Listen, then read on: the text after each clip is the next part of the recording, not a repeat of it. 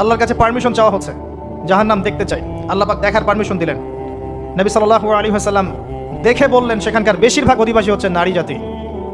আসেন, তিনি আসছেন, দেখলেন এক শ্রেণীর মানুষ আগুন, বড় বড় আগুনের তলা, এগুলো মুখে ঢুকাচ্ছে, পিছনের রাস্তা দিয়ে বের হয়ে যাচ্ছে।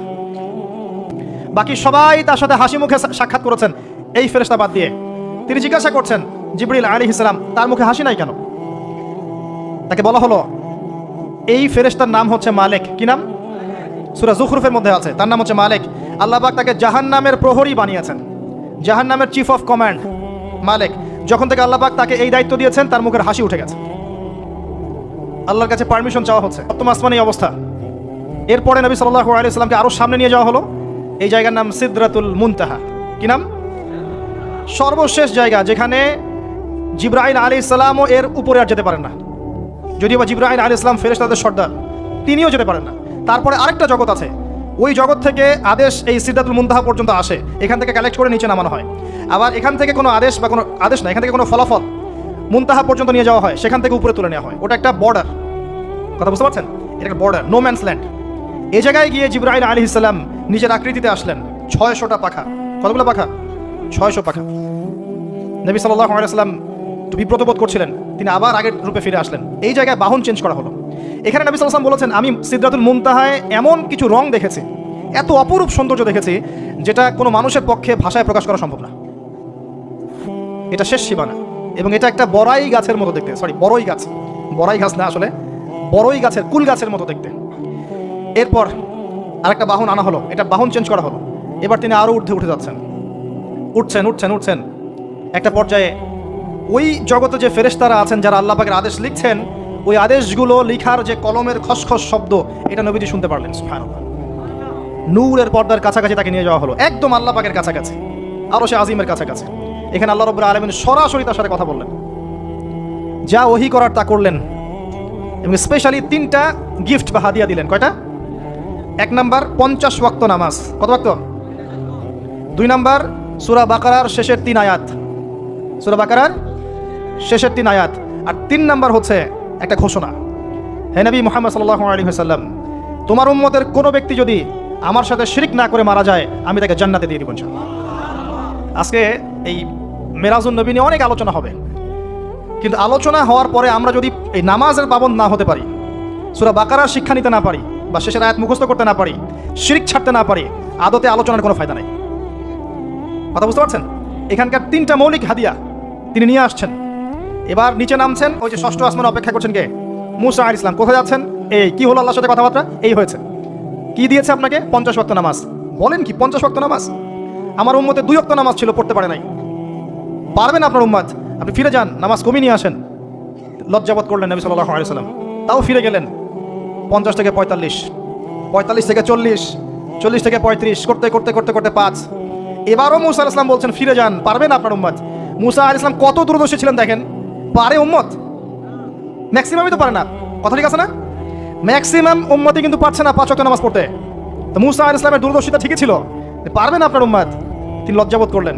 আল্লাহ পাক বললেন, তোমার উম্মতের জন্য 5 ওয়াক্তই ফিক্স করলাম, কিন্তু যদি 5 ওয়াক্ত তারা ঠিকঠাক মতো আদায় করে, 50-এর নেকি দিয়ে দিব ইনশাআল্লাহ। এবং আরেকটা ঘোষণা দিলেন, সেটা হচ্ছে যে তোমার উম্মতের যে কোনো ভালো কাজকে 10 দিয়ে গুণ করে দেওয়া হবে। একটা নেকির কাজ করবেন, 10 গুণ বৃদ্ধি করা হবে, কিন্তু একটা গুনাহ করলে 10 দিয়ে গুণ করা হবে না, একই থেকে যাবে। এবং আপনার উম্মতের কোনো ব্যক্তি যদি কবিরা গুনাহ ছেড়ে দেয়, কবিরা গুনাহ তো বোঝেন, বড় বড় গুনাহ ছেড়ে দেয়, তার সমস্ত সগীরা গুনাহ মাফ করে দেওয়া হবে। আর কি চাই? এবার নবী সাল্লাল্লাহু আলাইহি ওয়াসাল্লাম ফিরে আসছেন। এবার শোনেন আমাদের শিক্ষা। ফিরে আসছেন, আসার আগে তাকে জান্নাত জাহান্নাম দেখানো হয়েছে। নবী সাল্লাল্লাহু আলাইহি ওয়াসাল্লাম যে বিষয়গুলো দেখেছেন, এর মধ্যে যেগুলো হাদিসে এসেছে, আমি খুব সংক্ষিপ্ত আকারে বলছি, এবং এখান থেকে আমাদের শিক্ষা নেবেন। মনে রাখবেন, এখন যেগুলো বলছে, এগুলো এই উম্মতের জন্য খাস, আমাদের উম্মতে মুহাম্মাদের জন্য খাস। তিনি আসছেন, বারজাখের জগতই হোক আর জাহান্নামের শাস্তি হোক। একজন ফেরেশতাকে দেখলেন, তার মুখে হাসি নাই। কি নাই? জিবরাইল আলাইহিস সালামের সাথে কথোপকথন হচ্ছে, তিনি নবীজিকে সালাম দিলেন, সালামের উত্তর দেওয়া হলো, কিন্তু মুখে হাসি নাই। বাকি সবাই তার সাথে হাসি মুখে সাক্ষাৎ করেছেন, এই ফেরেশতা বাদ দিয়ে। তিনি জিজ্ঞাসা করছেন, জিবরিল আলাইহিস সালাম, তার মুখে হাসি নাই কেন? তাকে বলা হলো, এই ফেরেশতার নাম হচ্ছে মালিক। কি নাম? সূরা যুখরুফের মধ্যে আছে, তার নাম হচ্ছে মালিক। আল্লাহ পাক তাকে জাহান্নামের প্রহরী বানিয়েছেন, জাহান্নামের চিফ অফ কমান্ড মালিক, যখন থেকে আল্লাহ পাক তাকে এই দায়িত্ব দিয়েছেন তার মুখের হাসি উঠে গেছে। আল্লাহর কাছে পারমিশন চাওয়া হচ্ছে, আল্লাহর কাছে পারমিশন চাওয়া হচ্ছে, জাহান্নাম দেখতে চাই। আল্লাহ পাক দেখার পারমিশন দিলেন। নবী সাল্লাল্লাহু আলাইহি ওয়াসাল্লাম দেখে বললেন সেখানকার বেশিরভাগ অধিবাসী হচ্ছে নারী জাতি, এবং তিনি বললেন জাহান্নামে যাবে উদ্ধত এবং অহংকারীরা। জান্নাত দেখতে চাই, দেখানো হলো। জান্নাতের ডিটেলস বর্ণনা নবীজি দিলেন ফিরে এসে। এমনকি উমর রাদিয়াল্লাহু আনহুর একটা রুম, একটা কক্ষ, একটা গোরফাও দেখে এসেছেন। ঢুকতে চেয়েছেন, ঢোকেন নাই। পরে বলেছেন, ওমর, আমি তোমার ব্যক্তিত্বের কথা চিন্তা করে সেখানে ঢুকিনি, দেখেছি জান্নাতে তোমার ঘর আছে।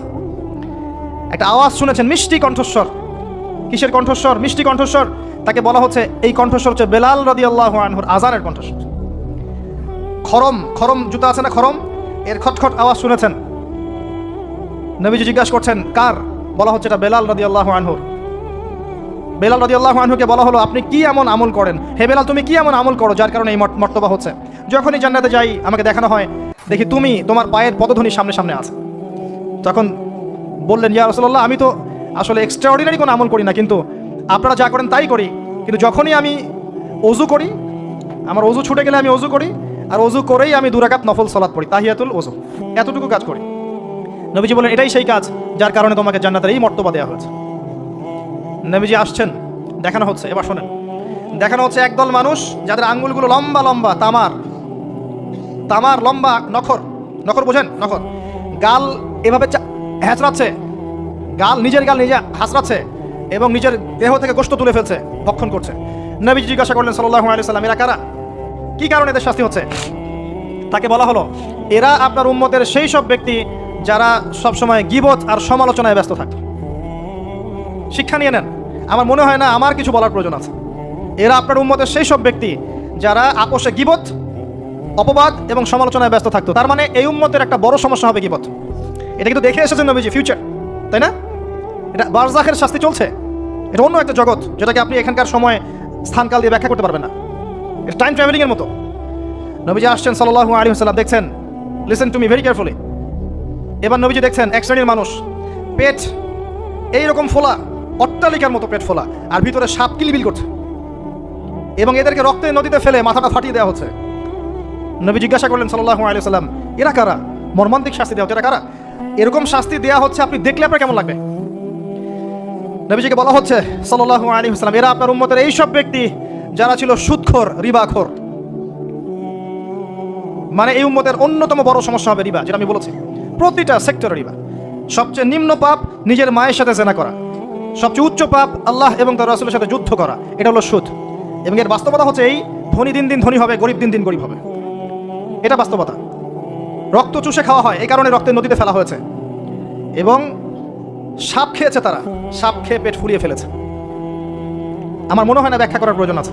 আর একটা হাদিস আগেই বলেছি, যে দেয়, যে নেয়, যে সাক্ষী থাকে, যে লিখে রাখে, সবাইকে সমানভাবে লানত করেছেন নবী সাল্লাল্লাহু আলাইহি ওয়াসাল্লাম। নবীর লানত নিয়ে হাউজে কাউসারের পানি কোশ্চিন কালো পাবেন না, কবরের উত্তর দিতে পারবেন না।